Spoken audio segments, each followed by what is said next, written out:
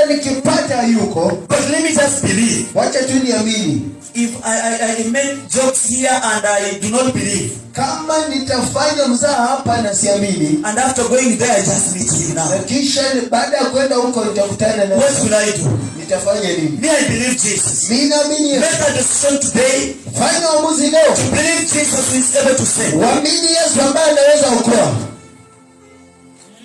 But even if he will not save us, lakini hata kama hatatuokoa, we want you to know, tunataka ujue, waganga watasukuma magonjwa, abalosubala abalwale, lakini tunataka tuwaambie, lakini wenye ubabore ya kwamba tunajua mkwamanya ya kwamba watatuma ndio, bala rume ndio, lakini tunataka wajue, lakini wenye bamanye ya kwamba haututawainamia, uchubuzobe na mirata, watatuma mishale yao, beto rume nsho, ili tutaanguka chini tuabudu, kwa asubu inabe, tunataka tuwatangazie, lakini wenye ubabore tunataka wajue, wenye bamanye kwamba tuko na Yesu, mkulinde Yesu, kwamba tuko na Mwokozi, mkulinde umoja, kwamba tuko na Savior, mkulinde umoja, kwamba tuko na mponyaji, mkulinde umoja, kwamba tuko na Mwokozi, mkulinde umoja.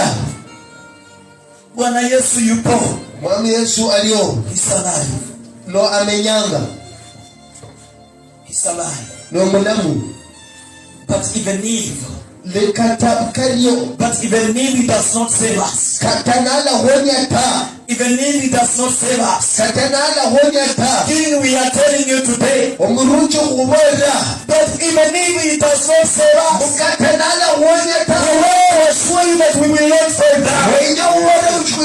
We want to assure you that we will not bow. Even if he does not save me, katanala honya ta, I shall not worship the King of the because Jesus is the Lord and God. Yesu ni omwami na andi ni Nyasaye. Him alone deserves worship. Him alone deserves adoration. Him alone deserves magnification. Him alone deserves exaltation. Him alone deserves honor. Him alone deserves our worship. Deepest worship from our hearts. Deepest worship from us. That is what he desires.